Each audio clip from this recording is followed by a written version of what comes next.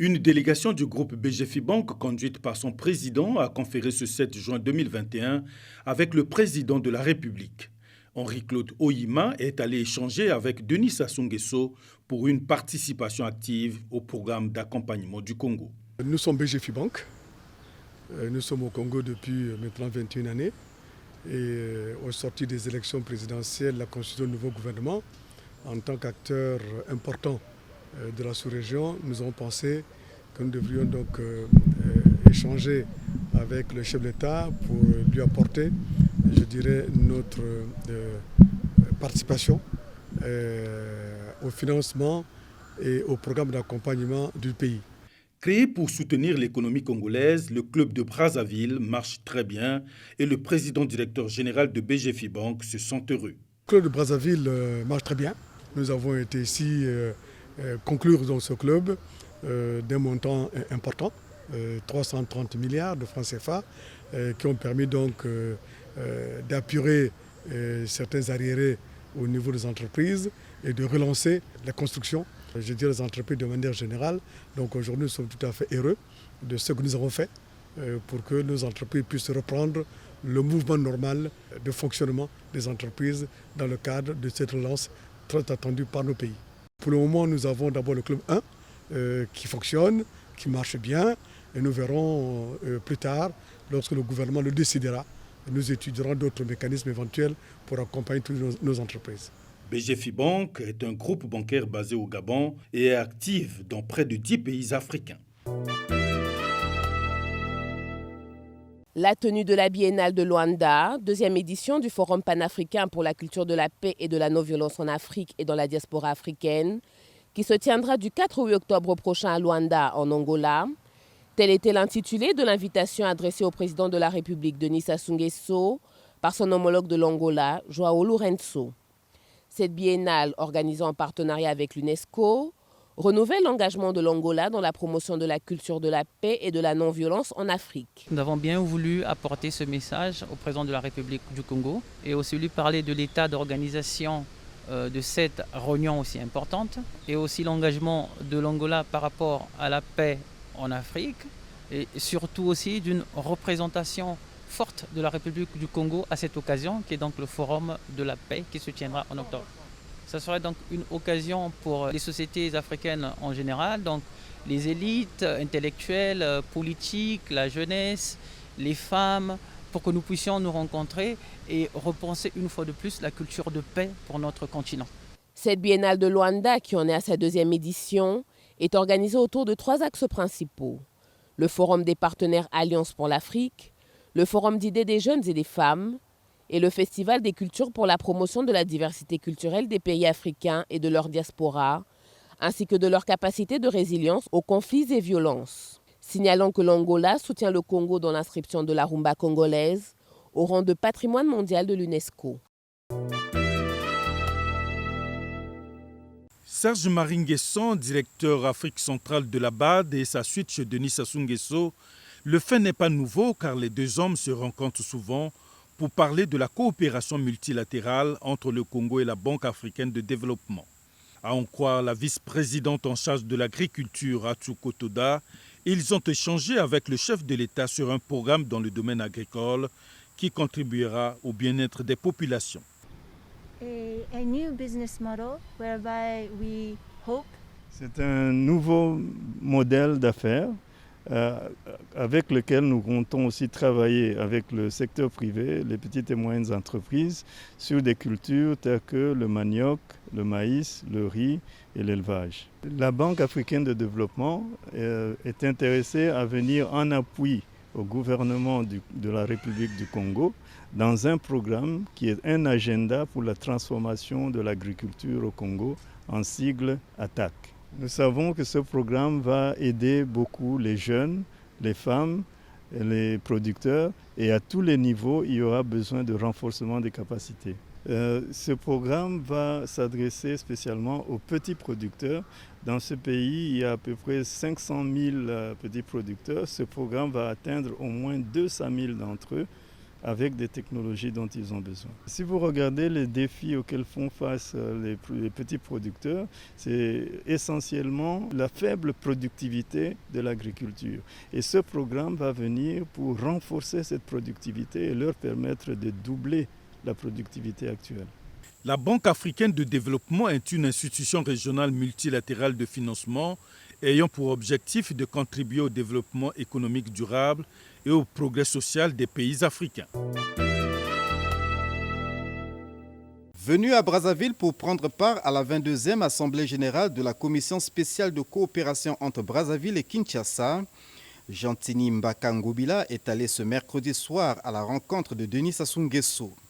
L'occasion a permis au président de la COSPECO d'annoncer au chef de l'État congolais la relance des activités de l'organisation après plus d'une année d'hibernation due à la pandémie de coronavirus Covid-19.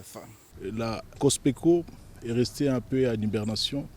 Depuis plus de 2 ans, il n'y a pas eu d'activité. Depuis pratiquement 2 mois, nous avons eu des échanges avec mon collègue et frère Dioné Bansimba. Nous avons décidé au cours de ces discussions de relancer les activités de la COSPECO. Alors, raison pour laquelle nous sommes venus ici à Brazzaville participer à la 22e session ordinaire de la COSPECO. Parmi les dossiers qui préoccupent les autorités de la COSPECO figure l'inscription de la rumba congolaise au patrimoine culturel immatériel de l'humanité. Les 2 pays, Congo RDC ainsi que Congo Brazzaville, ont en partage la culture.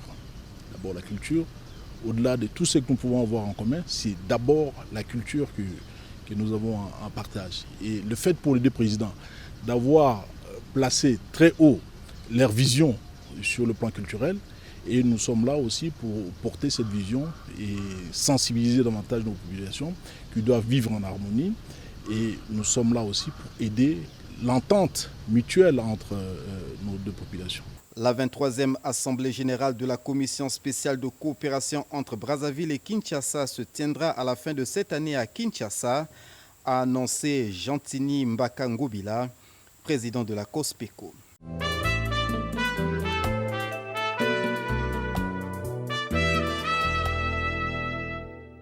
La Coordination nationale de gestion de la pandémie de coronavirus Covid-19 a tenu le vendredi 11 juin 2021 par visioconférence sa 22e réunion. Présidée par le chef de l'État, Denis Sassou Nguesso, cette 22e session a examiné le 22e rapport de la Task Force. Il ressort de ce rapport que les variants indiens et britanniques sont signalés en Afrique. En Afrique centrale, 1881 906 cas de Covid-19 ont été confirmés au 6 juin 2021 et le nombre de décès est de 2675, soit un taux de létalité de 1,5% inférieur au niveau moyen du continent. Au Congo, le nombre de cas confirmés au 7 juin dernier est de 12 121 pour 160 décès, ce qui donne un taux de létalité de 1,3%. Pour le gouvernement de la République, la lutte contre la propagation de la pandémie constitue la priorité de son action. Pour ce faire, l'accélération de la mise en œuvre du plan national de vaccination est indéniable. Elle est tournée vers l'impérieuse nécessité d'accélérer la mise en œuvre du plan national de vaccination avec pour objectif réaffirmé d'atteindre 60% de la couverture vaccinale, soit 3 468 906 personnes à vacciner d'ici juillet 2022, à travers, d'une part, une livraison suffisante de vaccins et, d'autre part, une campagne de vaccination réussie. Sur ce premier point, les besoins en vaccins demeurent conséquents. Le gouvernement poursuit ses échanges avec les partenaires au développement et l'Union africaine au titre du dispositif COVAX, pour lequel il a donné son accord pour recevoir le vaccin Sputnik Light à dose unique. Grâce à la conjugaison de tous ces efforts, la campagne de vaccination bénéficiera de l'approvisionnement en doses suffisantes pour passer de 24 sites dans 3 départements à ce jour aux 453 attendus sur l'étendue du territoire. Sur le second point, les statistiques à ce jour convergent vers le constat d'une campagne de vaccination qui gagnerait à prendre véritablement son essor. En effet, au 7 juin 2021, depuis le 23 mars dernier, seules 90 762 personnes ont été atteintes par le protocole vaccinal, dont 58 677 ont effectivement reçu les 2 doses prescrites du vaccin chinois Sinopharm ou du vaccin russe Sputnik V. Pour la coordination nationale de gestion de la pandémie de coronavirus, l'urgence à mobiliser l'ensemble de la population autour de la lutte contre cette pandémie est capitale. D'où l'option de l'intensification de la campagne de communication en raison du contexte national qui demeure préoccupant. La coordination nationale a reconduit 19 mesures. Proroger l'état d'urgence sanitaire pour une nouvelle période de 20 jours à compter du 14 juin 2021. Maintenir le couvre-feu à Brazzaville et à Pointe-Noire de 23 h à 5 h pendant les jours ouvrés et de 20 h à 5 h du matin le samedi, le dimanche, ainsi que les jours fériés. Maintenir le port obligatoire et conforme du masque de protection. Faire observer partout et par tous toutes les mesures barrières. Poursuivre les campagnes de sensibilisation et de prévention. Recommander à toutes les catégories socio-professionnelles cibles de la vaccination de se faire vacciner et inviter les employeurs, tant publics que privés, à inciter leurs employés à se faire vacciner. Organiser régulièrement le dépistage des personnes les plus exposées au risque de contamination. Organiser les conditions d'un dépistage systématique des voyageurs venant de l'étranger au point d'entrée de notre pays. Limiter à 5 jours, lundi, mardi, jeudi, vendredi et samedi, l'ouverture des marchés domaniaux à Brazzaville et à Pointe-Noire. Réaliser régulièrement les tests rapides antigéniques nasopharyngés dans tous les départements du pays pour le dépistage de routine de la COVID-19. Maintenir l'interdiction de l'utilisation des tests rapides antigéniques salivaires dans les points d'entrée et de sortie du territoire. Interdire les promenades en groupe de plus de 3 personnes sur les voies et espaces publics, notamment la Corniche et les alentours des stades de Brazzaville, ainsi que les bords de l'océan Atlantique à Pointe-Noire et dans le Quilou. Exiger la présentation à la frontière d'un test PCR négatif pour tous les passagers au départ du Congo, à l'exception des enfants de moins de 10 ans. Organiser la mise à quarantaine à leurs frais à Brazzaville et à Pointe-Noire des personnes en provenance des pays à forte circulation des variants.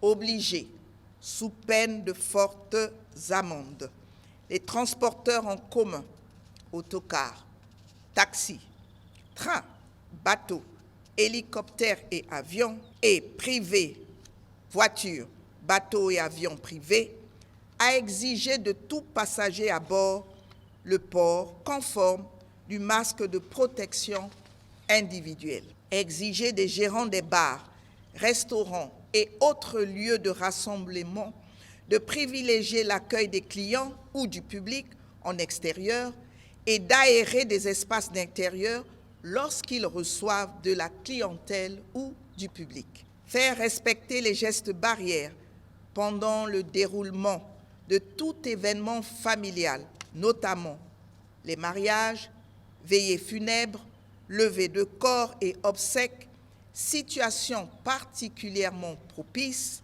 à la contamination à la Covid-19.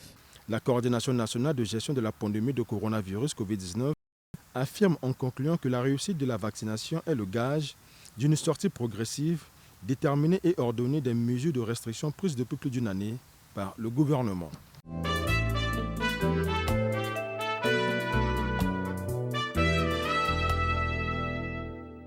Le même jour, c'est-à-dire le vendredi 11 juin 2021, s'est tenu également le Conseil des ministres sous la très haute autorité du président de la République, Denis Sassou Nguesso.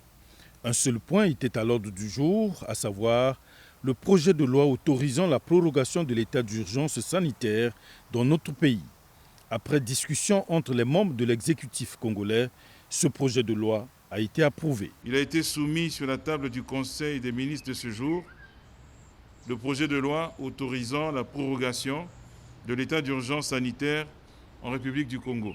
Invité par le président de la République à prendre la parole, Monsieur le ministre d'État Pierre Mabiala, représentant Monsieur Aimé Ange Wilfried Bininga, ministre de la Justice et des Droits humains et de la promotion des peuples autochtones en mission, a rappelé que la pandémie de coronavirus Covid-19 survenue dans notre pays a conduit le président de la République à déclarer pour une durée de 20 jours, à compter du 31 mars 2020, l'état d'urgence sanitaire sur toute l'étendue du territoire national par décret numéro 2020-93 du 30 mars 2020.